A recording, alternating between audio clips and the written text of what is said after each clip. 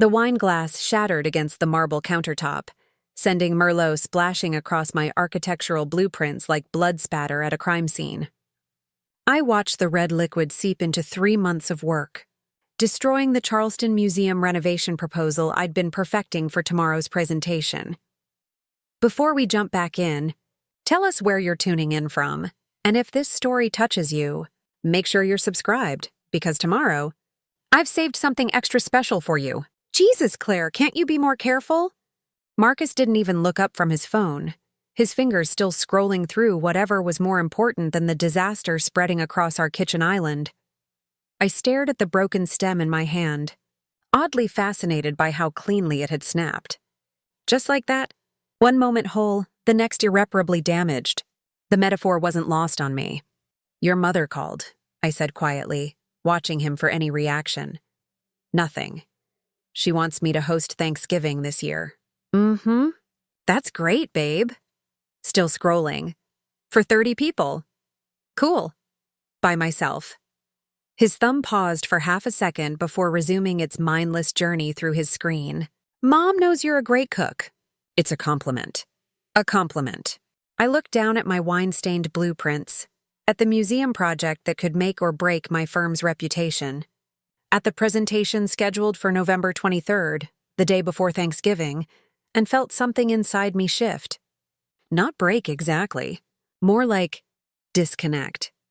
Marcus, I have the Charleston presentation the day before Thanksgiving. I told you about it 3 months ago. I showed you the calendar. We discussed, you'll figure it out. He finally glanced up, his expression suggesting mild irritation at being interrupted from his phone. You always do. I opened my mouth to respond, then closed it. Through the kitchen window, I could see our neighbors' lights twinkling in the October darkness.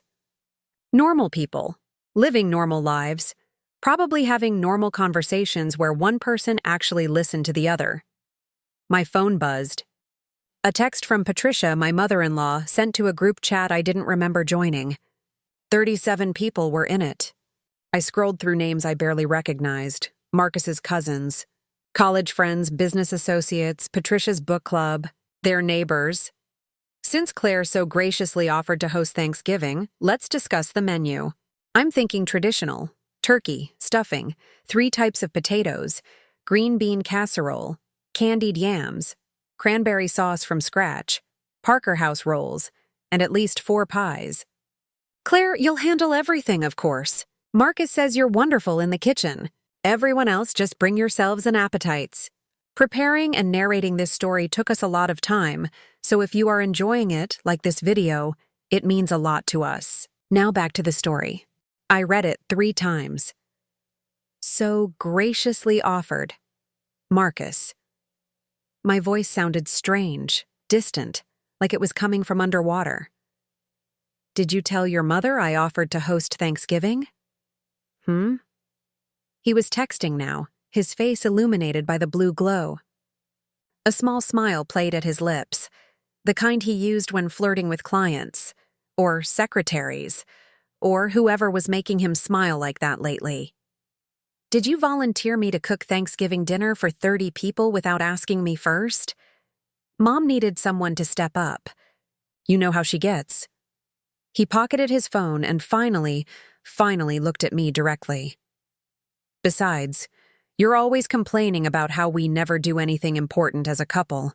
This is important to my family. The disconnect deepened. I watched. My hand set down the broken wine glass stem with careful precision. Watched myself reach for paper towels to blot the wine from my ruined blueprints. Watched my body go through these motions while my mind went somewhere else entirely. Somewhere quiet and far away, where Marcus's words couldn't quite reach me.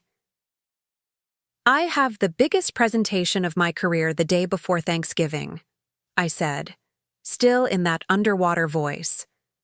The Charleston Museum project, the one that could establish my firm as a serious player in historic renovation, the one I've been working on for 6 months. Right, the museum thing. He grabbed his jacket from the back of the chair. Listen, I've got to head back to the office. Client emergency. Don't wait up. It's midnight. Architecture emergency, then. He was already halfway to the door. "You understand how demanding work can be." The front door closed. The house fell silent except for the hum of the refrigerator and the distant sound of his car starting in the driveway. I stood there, paper, towels in hand, wine soaking through to stain my fingers red. My phone buzzed again. Patricia in the group chat. "Claire, I'll need a detailed menu plan by Friday. And guest dietary restrictions. We have 3 vegans, 2 gluten-free, and Aunt Martha can't have anything with seeds due to her diverticulitis. I trust you'll handle it all beautifully. This is your chance to really prove yourself to the family. Prove myself. To the family." After 7 years of marriage, I pulled up my calendar app. November was a nightmare of color-coded blocks. Client, meetings, site visits, contractor negotiations, permit hearings. And there, highlighted in yellow with 3 exclamation points.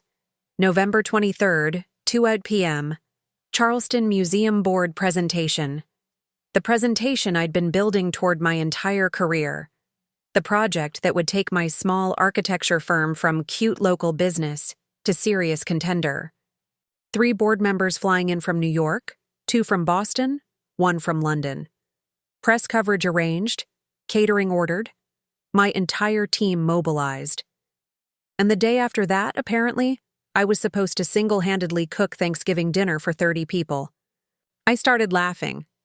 Quietly at first, then louder, until I was gasping for breath in my empty kitchen, tears streaming down my face. The kind of laughter that lives right next door to screaming. When I finally stopped, I pulled up my laptop and opened my banking app.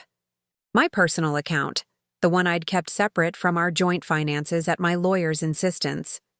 The balance made me blink. I'd been good at architecture long before I met Marcus. Very good. My firm specialized in historic renovation, and I'd built a reputation for breathing new life into forgotten buildings while respecting their bones. The money was good. Better than good. And I'd been careful, squirreling away percentages from every project, building something that was mine alone. The number on the screen represented 12 years of careful financial planning. 12 years.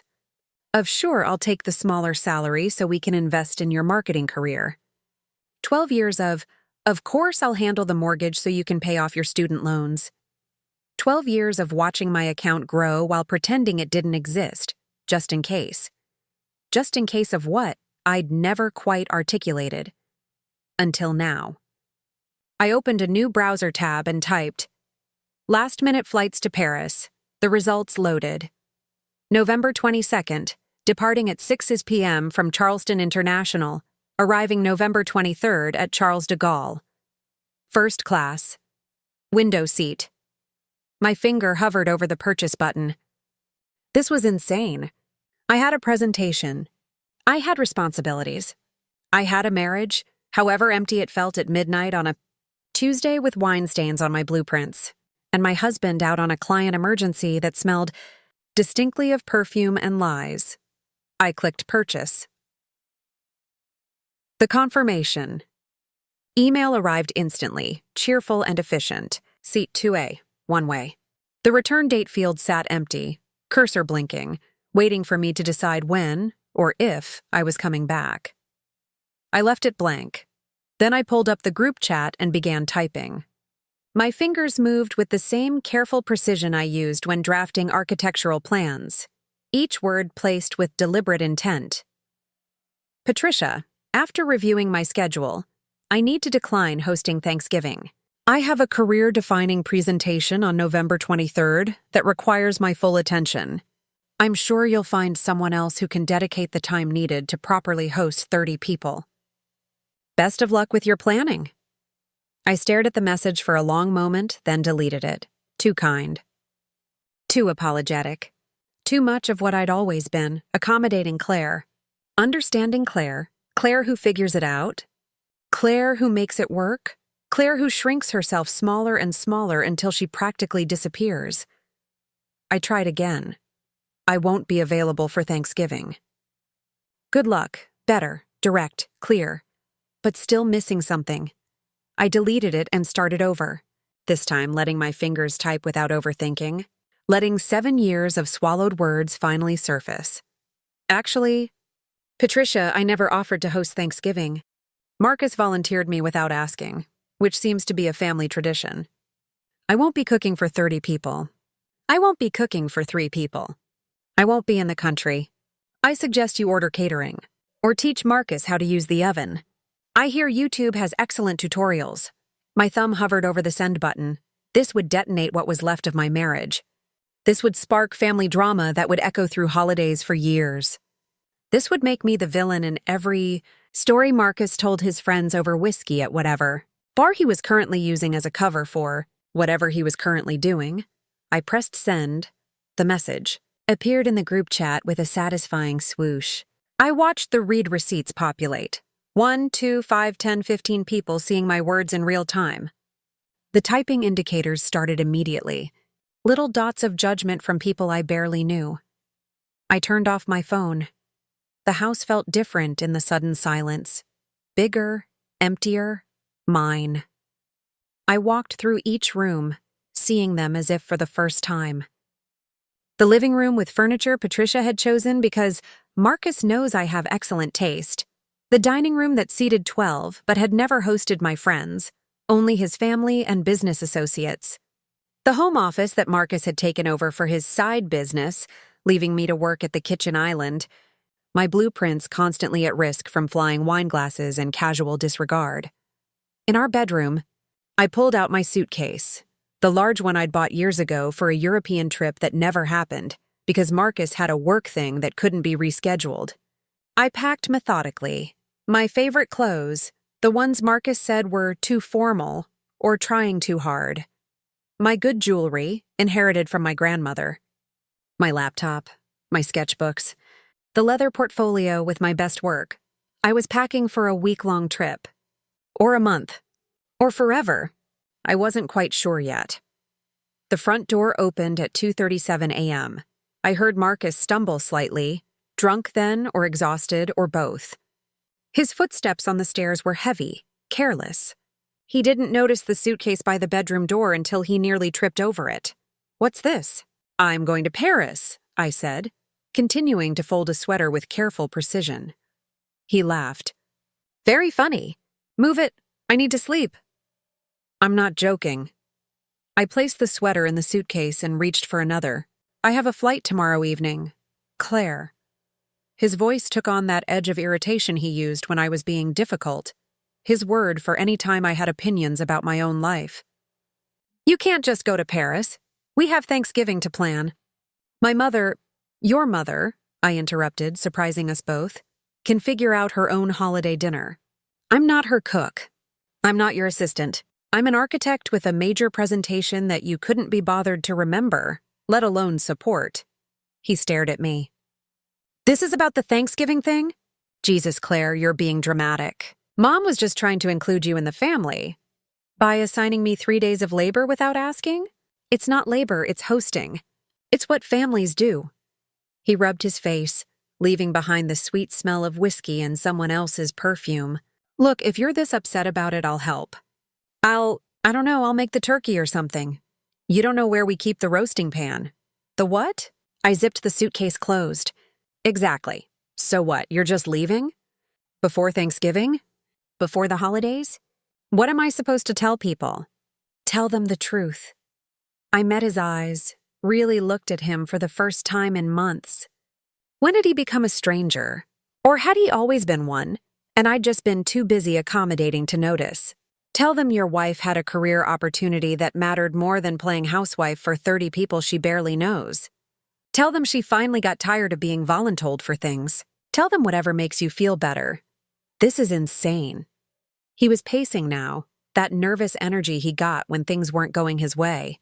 "You're having some kind of breakdown. You need to calm down and think rationally." I am thinking rationally, probably for the first time in years. I pulled my carry-on from the closet. I'm thinking about how I've spent 7 years making myself smaller so you could feel bigger. I'm thinking about how many presentations I've rescheduled, how many clients I've disappointed, How many opportunities I've missed because you needed me to be available for your career, your family, your life. I never asked you to do that. You didn't have to ask. You just assumed. And I let you. I started packing my carry-on with essentials. Passport, chargers, the pearl earrings my grandmother left me. But I'm done assuming that what I want matters less than what you need. So you're running away. I'm running toward something. I checked my wallet, counting the cash I'd withdrawn earlier that week for reasons I hadn't fully understood until now.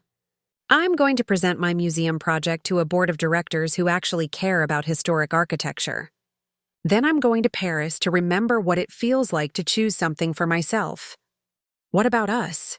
The question hung in the air. I could see the calculation behind his eyes. Not love, not fear of losing me, but logistics. Who would handle the house? Who would make him look good at family events? Who would be his acceptable arm candy at business functions? I don't know, I said honestly. I need time to figure out if there's an us worth coming back to. His face hardened. If you walk out that door, don't expect me to be waiting when you change your mind and come crawling back. I won't. My family will. Never forgive you for this. Good. Think I won't be here to experience their disappointment. You're making the biggest mistake of your life. I paused at the doorway, suitcase in hand, and looked back at the bedroom we'd shared for 7 years. The bed I'd made every morning while he slept in. The laundry I'd folded while he watched TV. The space I'd organized and cleaned and maintained while he lived in it like a hotel guest. Expecting service without gratitude. Marcus, I said quietly, the biggest mistake of my life was believing that making you happy was the same as being happy. I walked down the stairs, my footsteps echoing in the silent house. Behind me, I heard him moving, probably to his phone, already crafting the narrative for his mother, his friends, his social media. Poor Marcus, married to a crazy woman who abandoned him right before the holidays. Poor Marcus, who tried so hard but couldn't compete with his wife's selfishness. Poor Marcus, the victim, let him. I was done managing his image, his feelings, his life. My car keys hung by the door, next to his. I took mine and left his, a small symbol of all the things I was leaving behind. As I loaded my suitcase into my car, my phone buzzed. I'd turned it back on to set the alarm, and now it was erupting with notifications. 37 messages in the group chat, 15 missed calls from Patricia, 8 text messages from Marcus's sister, each one more hysterical than the last. I silenced it all and pulled out of the driveway. The city was quiet at 3 a.m., just me and the streetlights and the occasional taxi. I drove to my office, a converted warehouse in the historic district that I'd renovated myself 3 years ago. My firm's name was etched in brass by the door, Claire Donovan Architecture. Not Claire Morrison, my married name that I'd never legally taken, but that everyone called me anyway. Just Claire Donovan, the name I'd built a business under. The identity I'd maintained even while losing myself everywhere else. I let myself in and stood in the darkened space, breathing in the familiar smell of blueprint paper and coffee and the lemon oil I used on the exposed wooden beams. My space, my vision, my work. The Charleston Museum presentation materials were spread across my desk, ready for tomorrow's morning review with my team. I picked up the model I'd built, a perfect-scale replica of the proposed renovation, respectful of the 1823 original structure while incorporating modern accessibility and climate control. 3 months of meticulous work. 6 months of research and planning before that.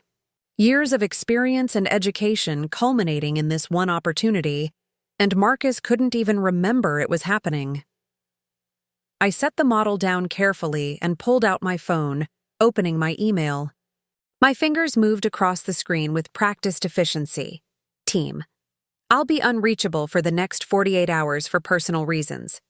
The presentation materials are perfect. Trust yourselves. Trust the work. You're ready for this. I'll check in after Paris. Claire. I hesitated, then added, P.S. If anyone asks, I'm not having a breakdown. I'm having a breakthrough. Send. The office suddenly felt too small, too familiar, too full of the person I'd been for too long. I grabbed my laptop bag and the museum presentation file. I'd review it on the plane and headed back out into the night. The hotel near the airport was generic and perfect.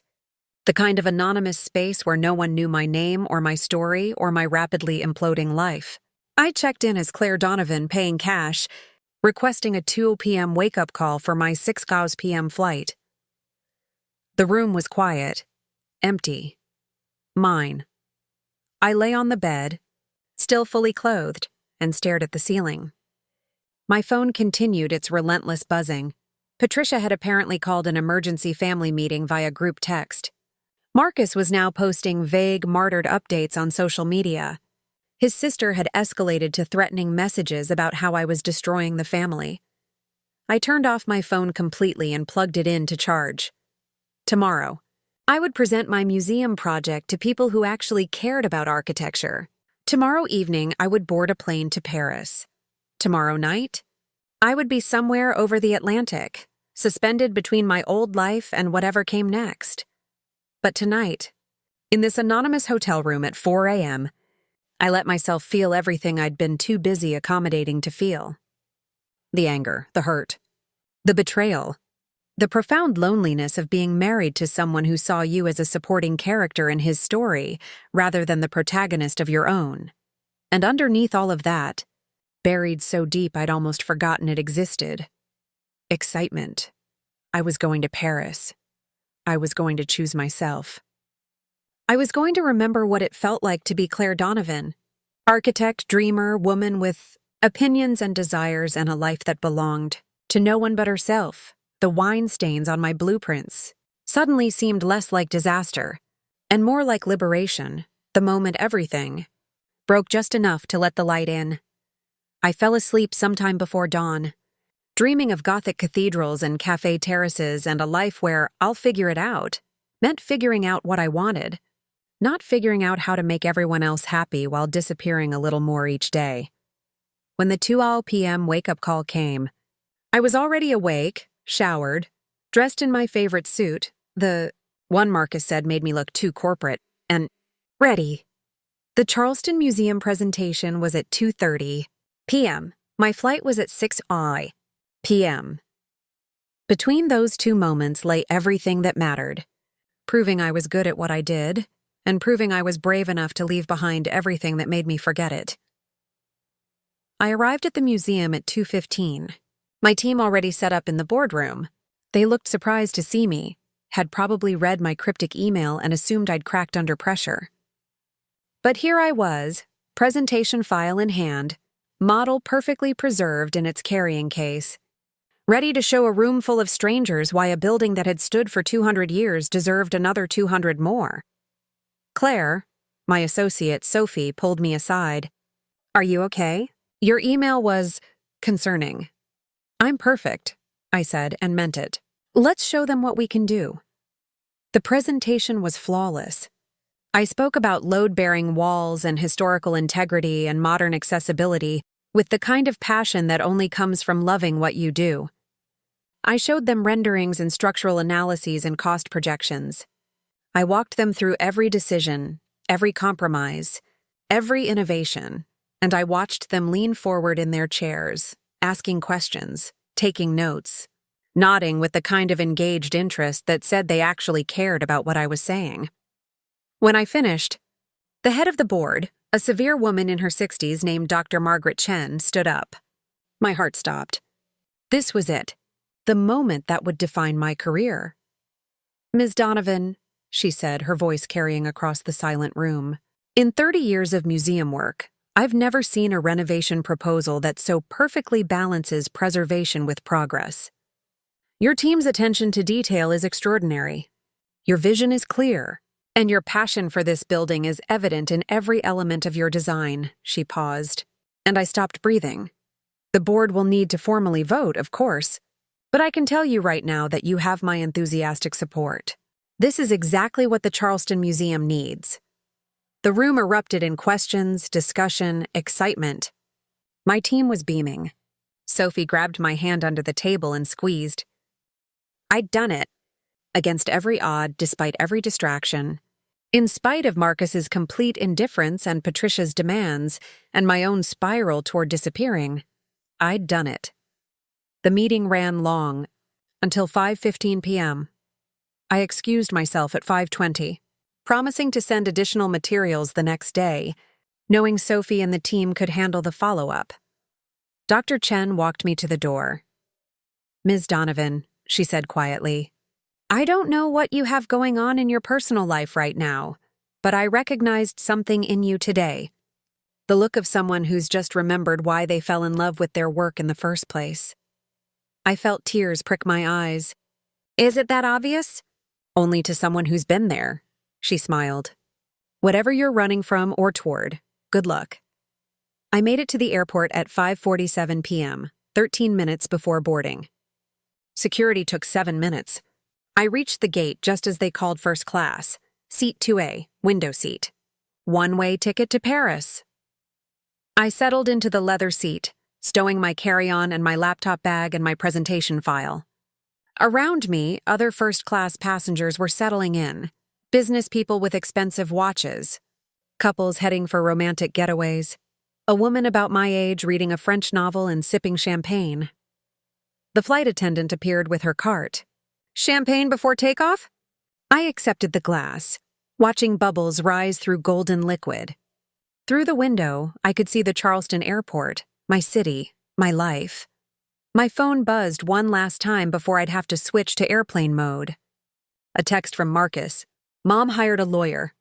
You're going to regret this." I took a sip of champagne and typed back, "The only thing I regret is not doing this sooner." Then I turned on airplane mode and watched Charleston disappear beneath the clouds as we climbed toward the Atlantic. Somewhere below, Marcus was probably already spinning this into his victim narrative. Patricia was probably organizing a family intervention. Thanksgiving preparations were probably descending into chaos as everyone realized no one actually knew how to cook a turkey. And somewhere ahead, Paris was waiting. 7 days alone in a city I'd dreamed of visiting since I was 12 years old. 7 days of choosing myself. 7 days to remember who Claire Donovan was before she became someone's accommodating wife, someone's unpaid caterer, someone's emotional support character. The champagne was perfect. The seat was comfortable. The cabin lights dimmed as we reached cruising altitude. I pulled out my sketchbook and began to draw.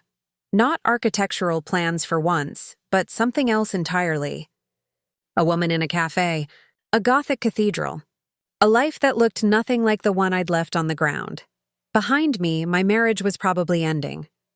My mother-in-law was probably already telling everyone who'd listen about her ungrateful daughter-in-law who abandoned the family right before Thanksgiving. But ahead of me, Paris was getting closer with every mile, and for the first time in 7 years, I was heading toward something I'd chosen entirely for myself. Paris greeted me with rain, not the romantic drizzle from movies, but a cold November downpour that soaked through my coat in the 30 seconds it took to get from the terminal to the taxi line at Charles de Gaulle. I was running on no sleep, my body confused about what time it was, my mind still processing the fact that I'd actually done it, left my husband, my city, my life, and boarded a plane to a country where I barely spoke the language. The taxi driver spoke rapid French that my 3 years of high school classes had not prepared me for. I managed to communicate. The name of my hotel, a small boutique place in the Marais that I'd booked during the flight, and then I sat back and watched Paris blur past through rain-streaked windows. Everything looked different than I'd imagined.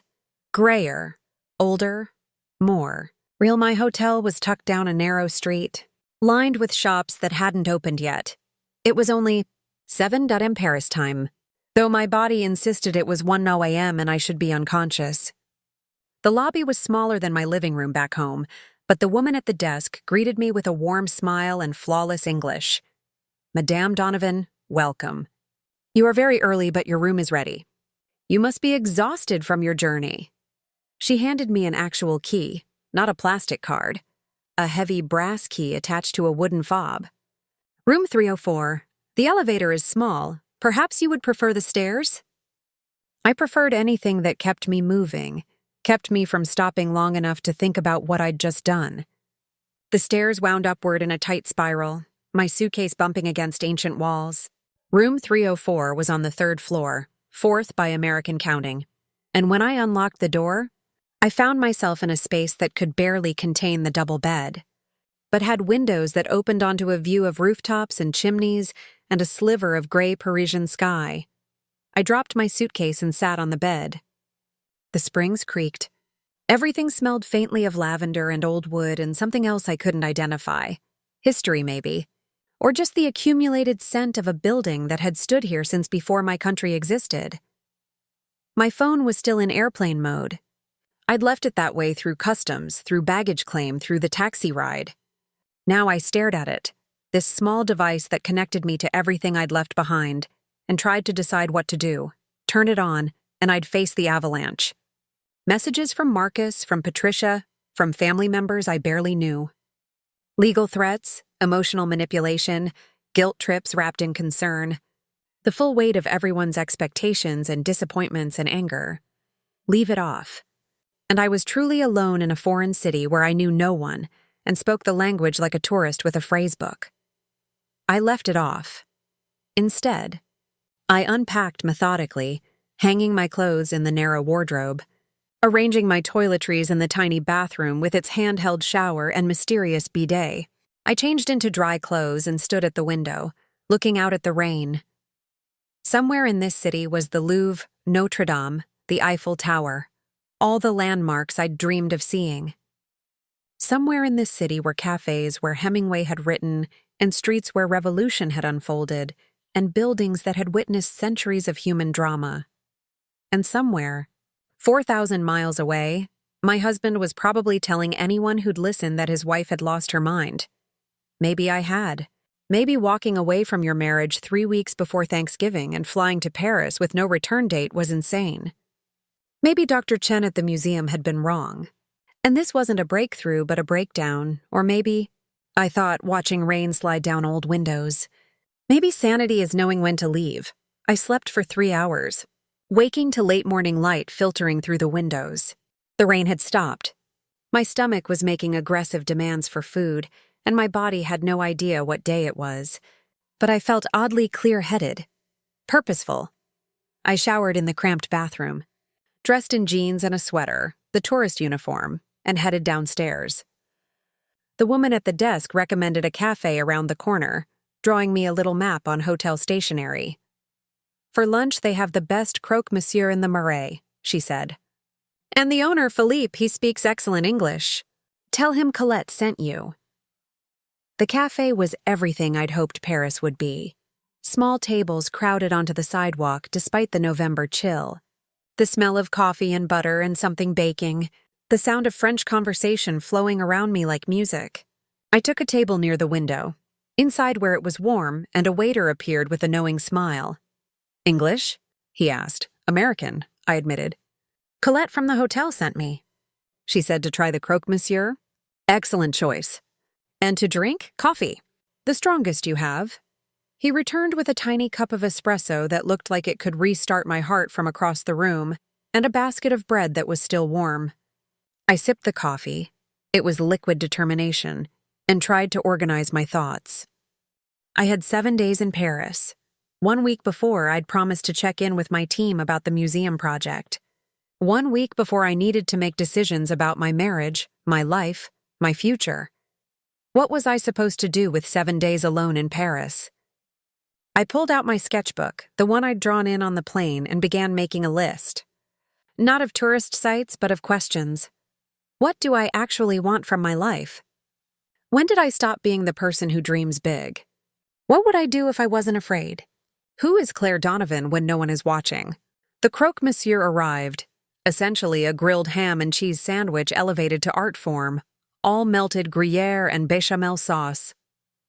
I ate it slowly, savoring every bite, watching Parisians hurry past the window with their scarves and their serious faces, and their complete indifference to the American woman having an existential crisis over melted cheese. Is good? The waiter appeared to refill my coffee. It's perfect, I said.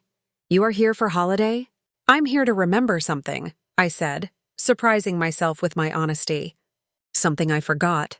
He nodded as if this made perfect sense. Paris is good for remembering, also good for forgetting. You will see. After lunch, I walked. No destination, no map, just following streets that looked interesting. The Marais unfolded around me, narrow medieval streets suddenly opening into grand squares, kosher bakeries next to designer boutiques, ancient buildings with modern lives. I found myself at Place des Vosges, an elegant square surrounded by arcaded buildings in rose brick. Couples walked hand in hand. An old man fed pigeons. A young woman sketched the architecture, her easel set up in the covered arcade. I watched her work, seeing the way she captured the rhythm of the arcades, the play of light and shadow. She was good, better than good, and she looked completely absorbed, unaware of anyone watching, lost in that space where art happens. When had I last felt that absorbed in my work? Really lost in it, not just competent and professional, but passionate? "Excuse me," I said, approaching her. My French was terrible, so I tried English. "Your work is beautiful." She looked up, surprised. She was younger than I'd thought, maybe 25, with paint under her fingernails and that particular intensity of someone who's found their calling early. "Merci. Thank you." Her English was accented but clear. "You are artist also?" "Architect," I said, though I haven't felt very artistic lately. She studied me with the frankness of someone who makes a living observing people. "You have the eyes of someone who sees buildings differently. This is good. This is necessary." We talked for 20 minutes, standing in the arcade while tourists flowed past. Her name was Amélie. She was studying at the École des Beaux-Arts, painting buildings because they tell stories that people forget. She asked about my work, and I found myself describing the Charleston Museum project with genuine enthusiasm, explaining the challenges of preservation, the delicate balance between old and new. "This is why you come to Paris?" she asked. "To see how we do this balance?" "I came to Paris," I said slowly, "to remember why I became an architect in the first place." She nodded as if this made perfect sense. "Then you must see the Sainte-Chapelle. Not many tourists go there, but for an architect, for someone who loves buildings." She pulled out her phone and showed me photos. "The light, you see? The stained glass? It is like being inside a jewel box. This is what buildings can be when they are made with love, not just function." I thanked her and continued walking, but her words stayed with me. Buildings made with love, not just function. When had my work become only about the function, about pleasing clients, meeting deadlines, managing expectations? When had I stopped designing things that made my heart race? By evening, my feet ached and my mind was buzzing with images. Architectural details I'd noticed. Color combinations that shouldn't work but did. The way Parisians had learned to layer centuries of history without erasing what came before. I found my way back to the hotel as darkness fell, the city transforming into something magical as streetlights flickered on. In my room, I finally turned on my phone. The notifications exploded across the screen like fireworks. 73 text messages, 42 missed calls, emails from Marcus's lawyer, a voicemail from Patricia that was 2 minutes of hysteria, messages from people I hadn't heard from in years, all wanting to know if the rumors were true, if I'd really abandoned my husband right before Thanksgiving. I scrolled through them with the detachment of someone reading about a stranger's life. Marcus's messages progressed from angry to pleading to furious. Patricia's evolved from outraged to vindictive, threatening to ruin my reputation, my business, my life. His sister had apparently appointed herself chief spokesperson for the family's collective devastation. But buried in the avalanche was one message that made me pause. From Sophie, my associate. "The board approved our proposal. They want to move forward immediately. Dr. Chen called it the most thoughtful renovation plan she's seen in her career." "We did it, Claire. You did it. Whatever you're doing in Paris, I hope you're celebrating. You deserve this." I read it 3 times, then pressed the phone to my chest and let myself feel the victory. We'd won the Charleston Museum project.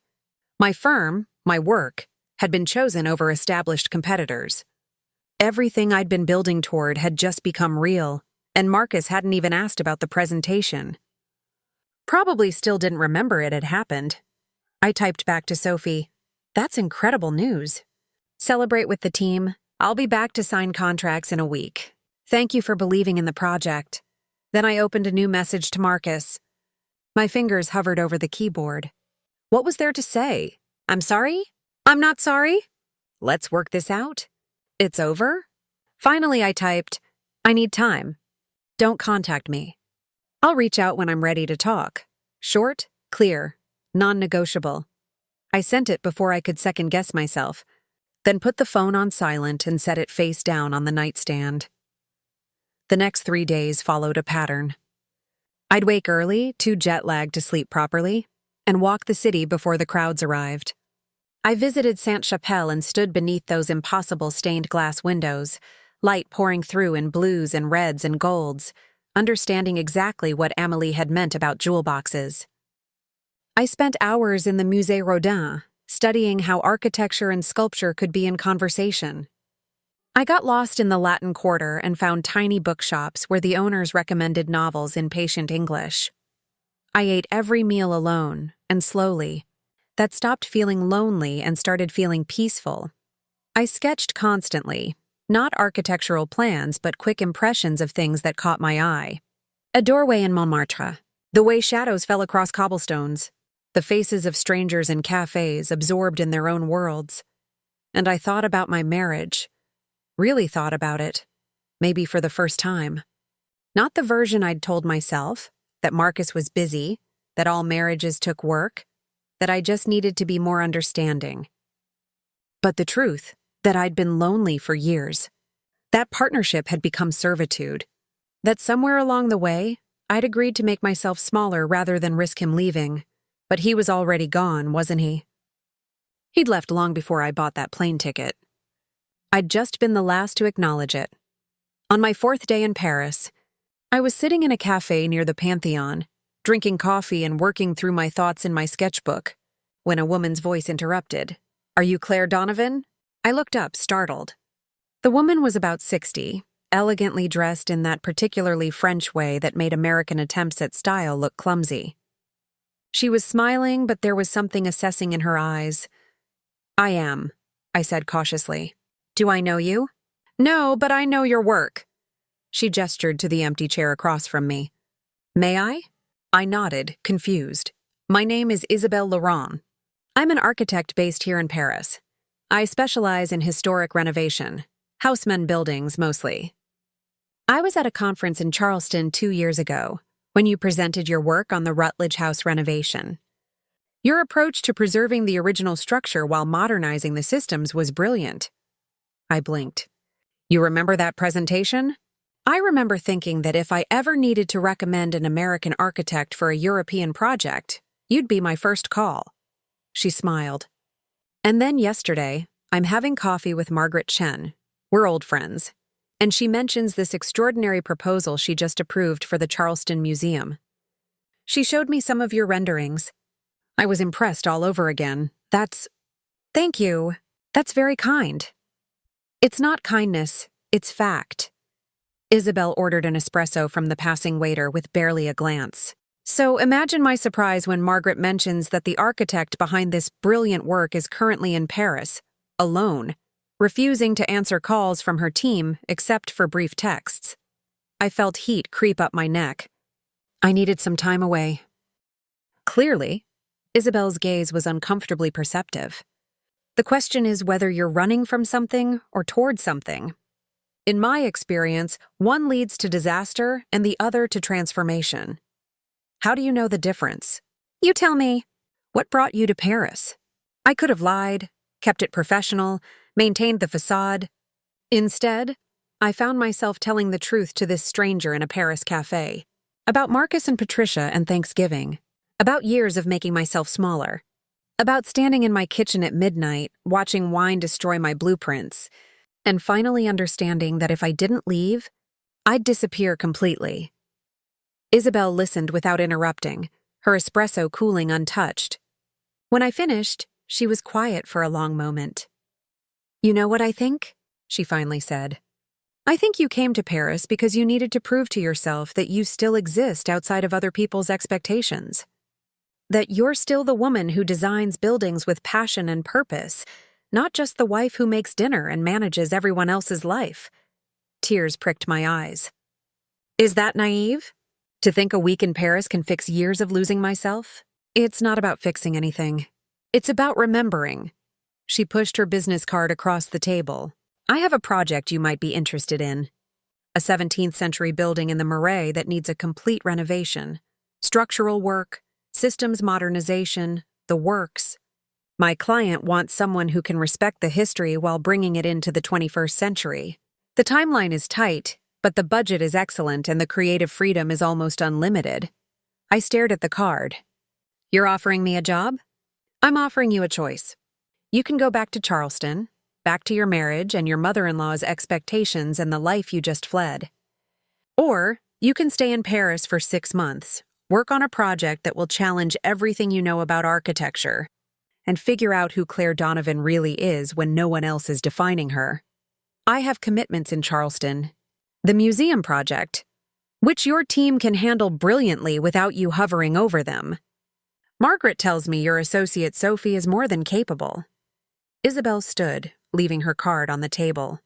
Think about it. Call me if you decide you're brave enough. She left, and I sat there staring at her card until my coffee went cold. That evening, I took my phone off silent. The messages had slowed to a trickle. Marcus apparently realizing I meant what I said about not contacting me. Patricia redirecting her energy into smearing me on social media. His family settling into their narrative of betrayal and abandonment.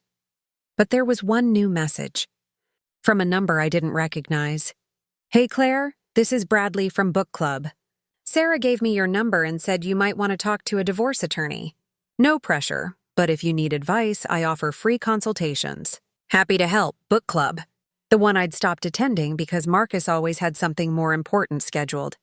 Sarah, who I'd lost touch with because maintaining friendships took energy I didn't have after managing Marcus's life.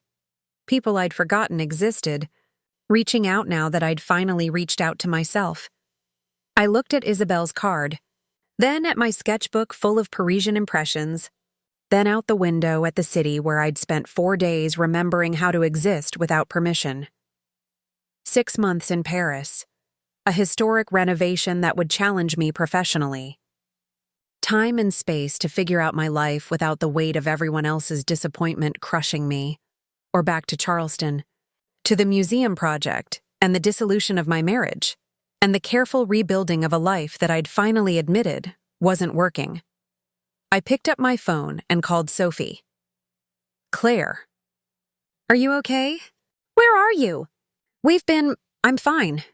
Better than fine. Listen, how would you feel about running point on the Charleston Museum project for the next 6 months? Silence, then. Are you serious? Completely. I'll review everything remotely, but I want you leading the team. You're ready for this, Sophie. You've been ready for 2 years, and I've been too controlling to admit it. Where will you be?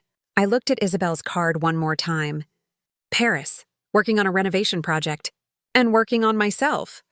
Good, Sophie said firmly. It's about time. After we hung up, I texted Bradley, the divorce attorney. I'd like to schedule that consultation. How does Monday work? Then I emailed Isabelle Laurent. I'm interested in your project. When can we discuss details? The responses came quickly. Bradley had time Monday afternoon. Isabel wanted to meet tomorrow to show me the building. I was really doing this. Staying in Paris, working on a building half a world away from my collapsing marriage, choosing myself not just for a week, but for 6 months of transformation. My phone buzzed. Marcus, so that's it? You're just giving up on us? I typed back, no, I'm finally done giving up on me. Then I turned off my phone, opened my window to the Paris night, and let myself feel everything. The fear, the excitement, the possibility, the grief for what I was losing, and the hope for what I might find.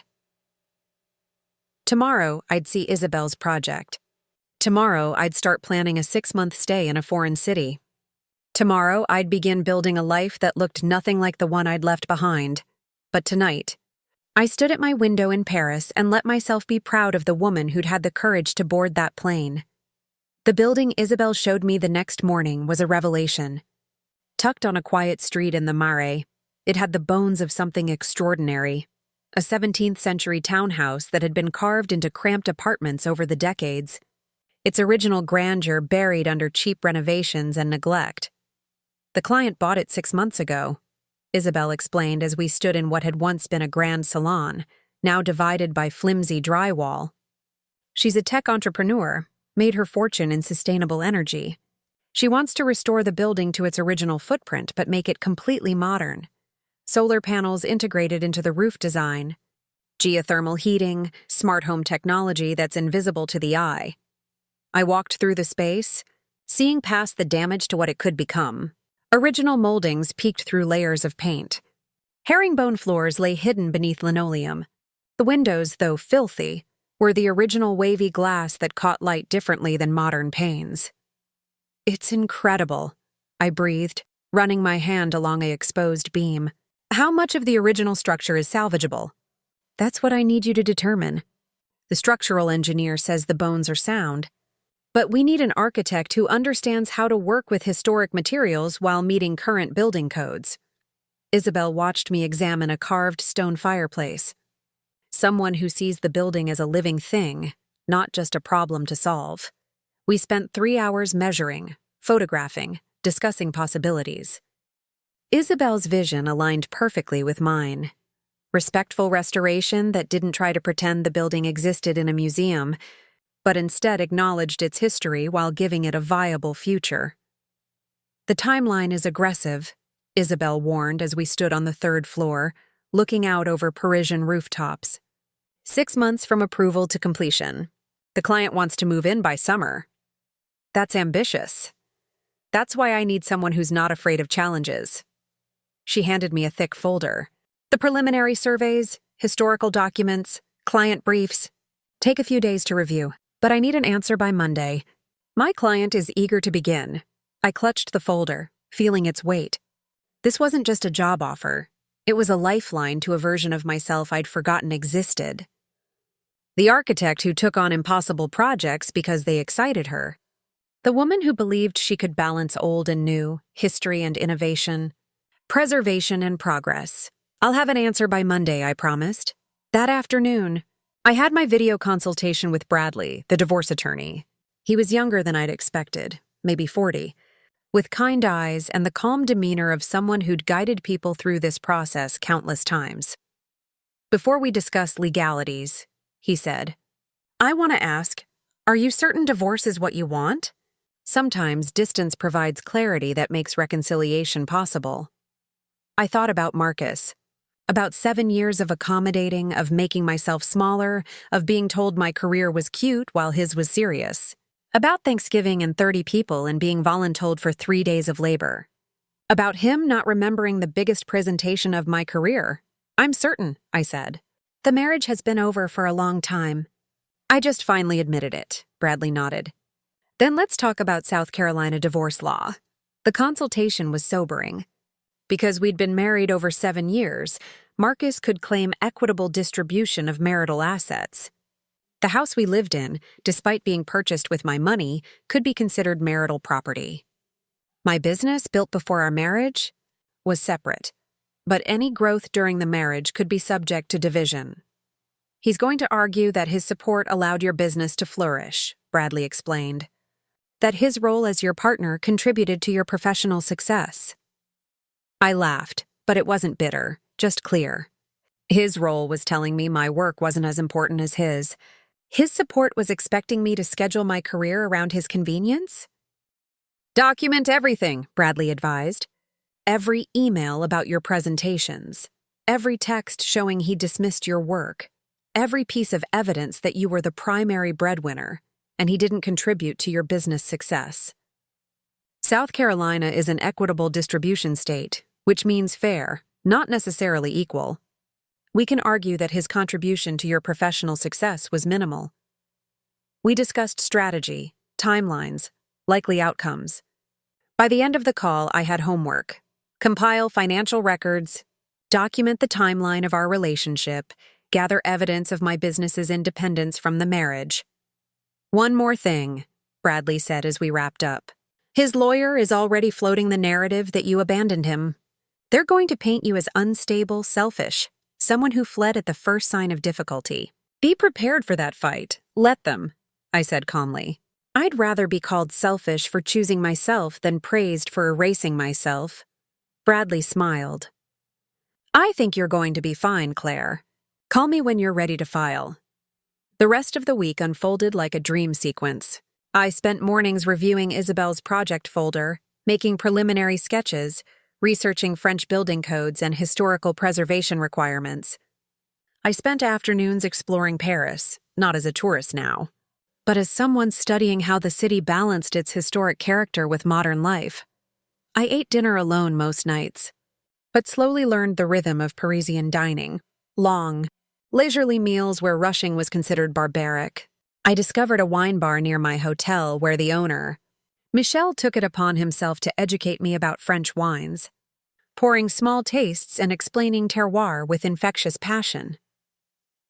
You are becoming less American, he observed one evening, watching me savor a Burgundy instead of gulping it. This is good. Americans always in such hurry. French, we understand that good things take time.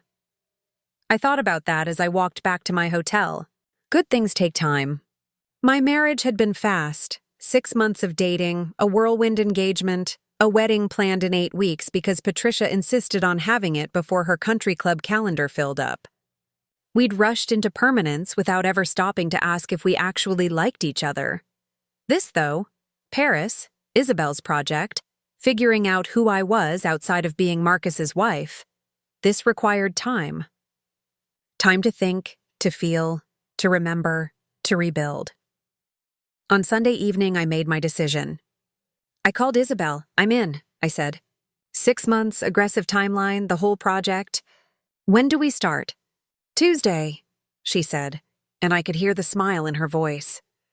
I'll send over the contract tomorrow. Welcome to Paris, Claire. Really welcome this time.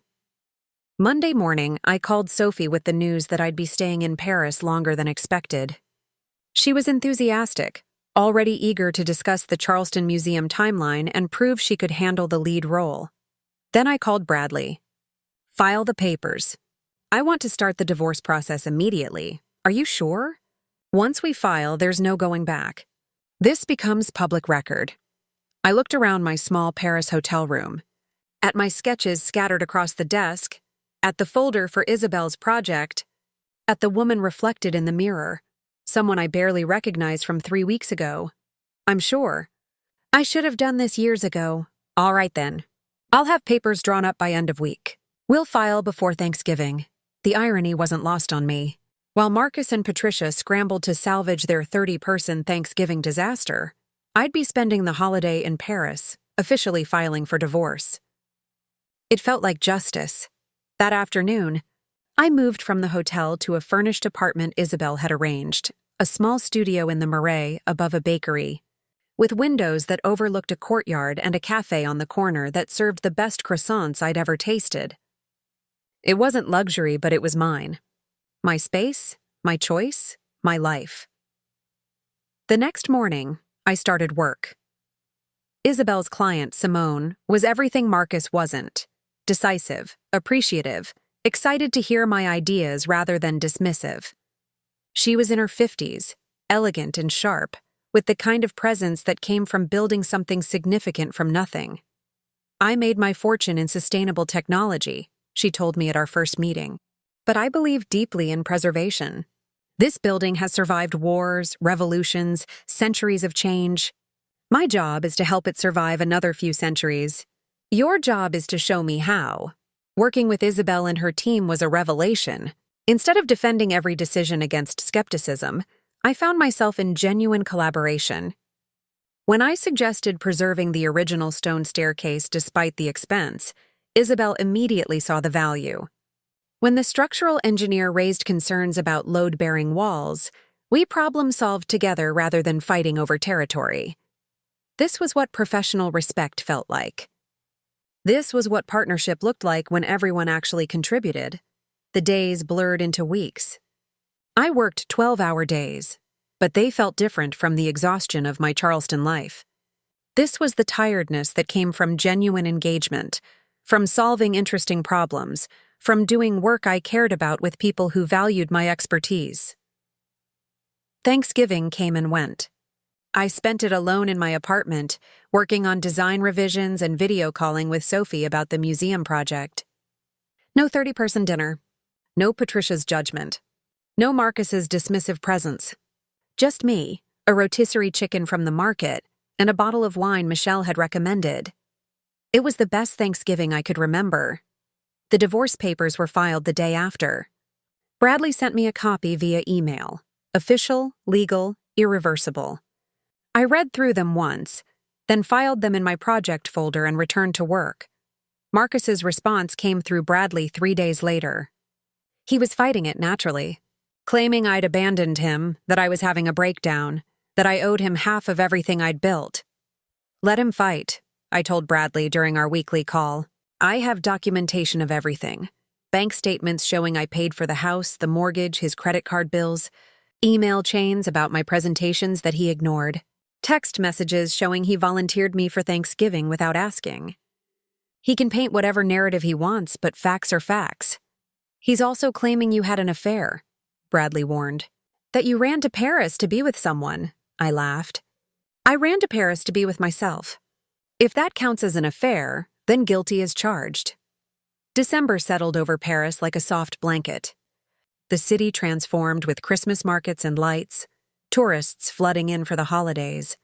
I mostly avoided them, too busy with work to play tourist. The building renovation was progressing rapidly, walls coming down to reveal original features, modern systems being carefully integrated into historic structures. Simone visited weekly, always delighted by the progress. This is exactly what I envisioned, she said one afternoon, standing in the restored salon. History and future in conversation, not conflict. That's what good architecture should be, I replied, making notes about window restoration. Acknowledging what came before while creating space for what comes next, she smiled. I think you're talking about more than buildings. Maybe I was. Certainly, I was learning that lesson in my own life. Acknowledging my marriage, the person I'd been, the years I'd spent trying to make something work that was fundamentally broken, while simultaneously creating space for something new. In mid-December, Sarah, my old book club friend, emailed me. The subject line read, "Thought you should see this." The email contained screenshots of Facebook posts. Patricia had created what could only be described as a smear campaign.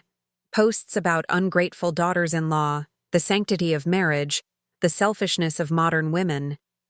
Marcus had posted vague, martyred updates about betrayal and heartbreak, carefully crafted to portray himself as the victim.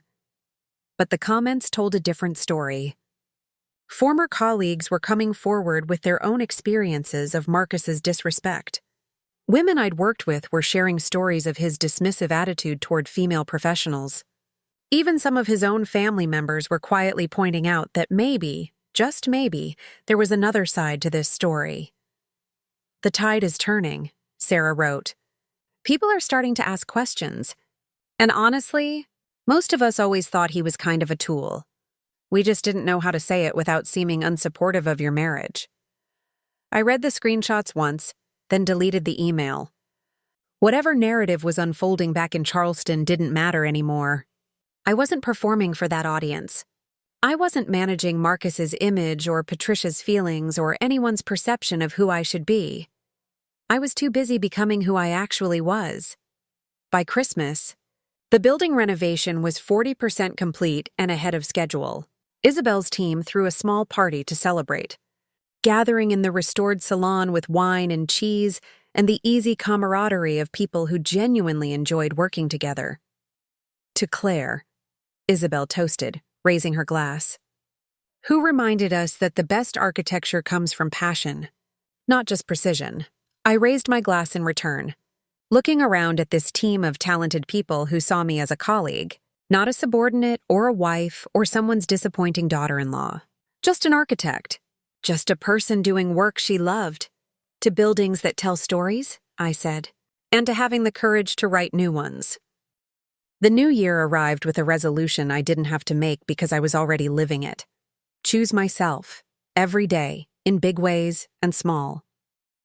The divorce was progressing slowly but steadily. Marcus had dropped the affair accusations when Bradley presented evidence that I'd been working 12-hour days and eating dinner alone most nights. Now he was angling for a larger settlement, claiming emotional distress. Let him have the house, I told Bradley in January. I never want to see it again anyway. But my business stays mine, and I'm not paying spousal support to someone who contributed nothing to my career except obstacles. That's reasonable, Bradley agreed. I think we can make it work.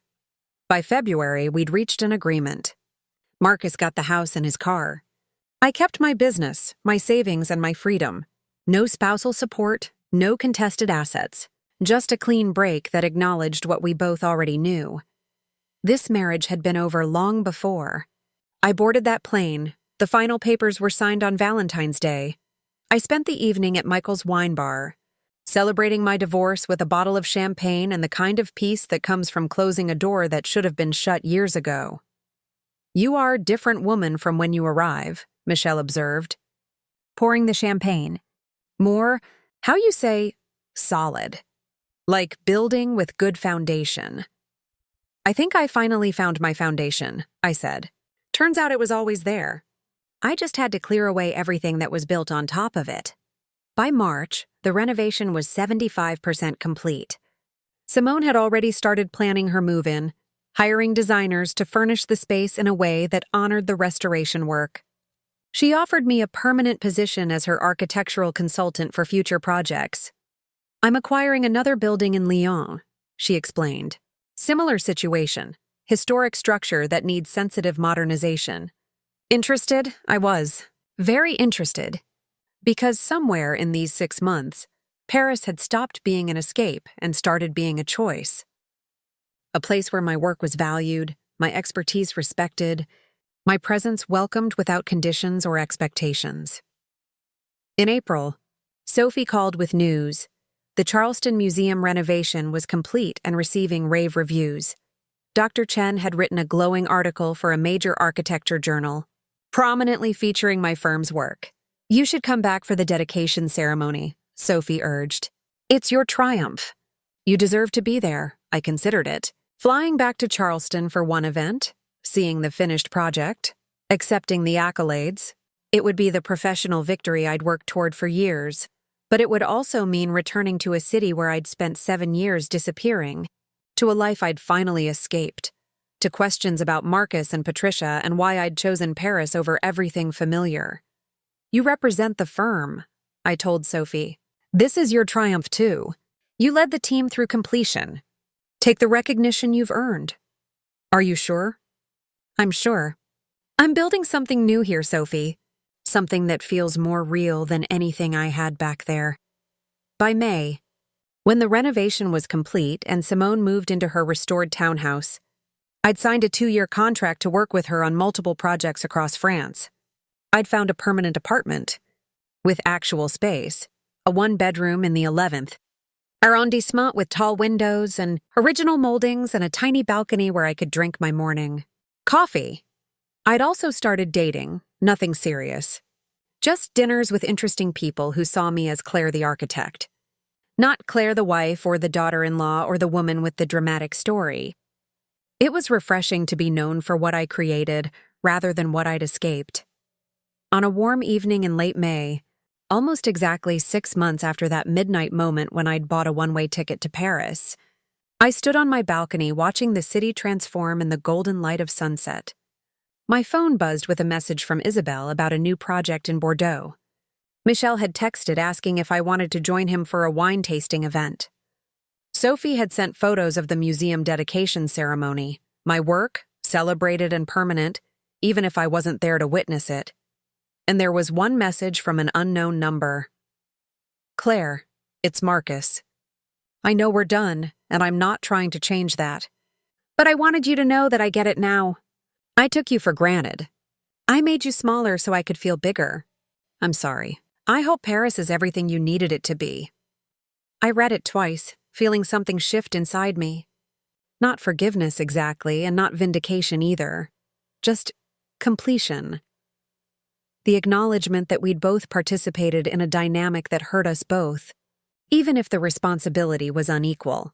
I typed back, "Thank you for saying that. I hope you find someone who fits your life better than I did. And I hope you learn to see partners as equals, not accessories." Then I deleted the message thread and returned to my view of Paris. This city had given me back to myself.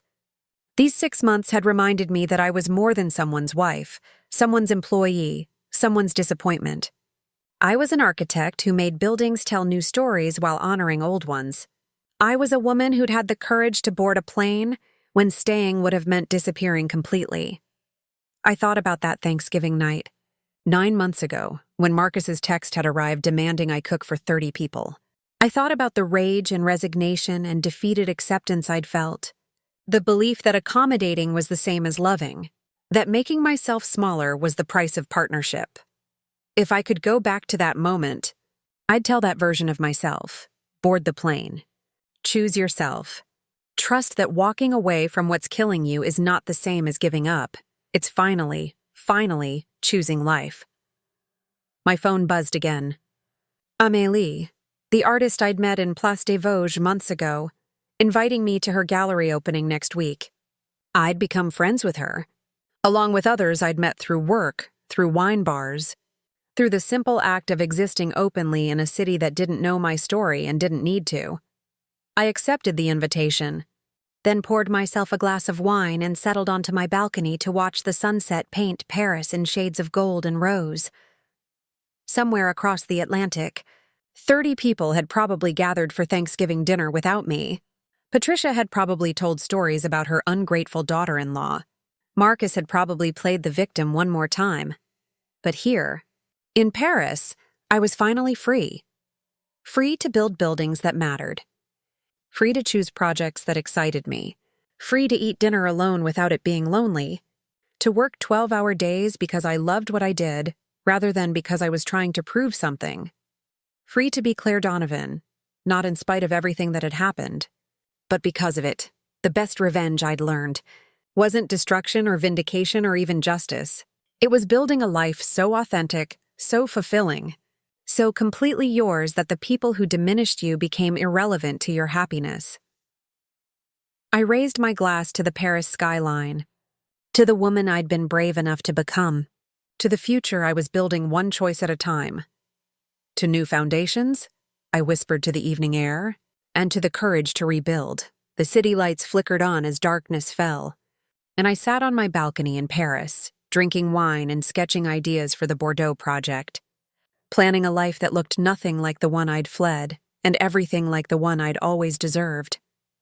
After all, sometimes the best way to save yourself is to leave everything behind and remember, in a city of lights and history and endless possibility, who you were always meant to be, and I had. Finally, completely, irrevocably, I had. Up next, you've got 2 more standout stories right on your screen. If this one hit the mark, you won't want to pass these up. Just click and check them out. And don't forget to like, subscribe, and turn on the notification bell so you don't miss any upload from us.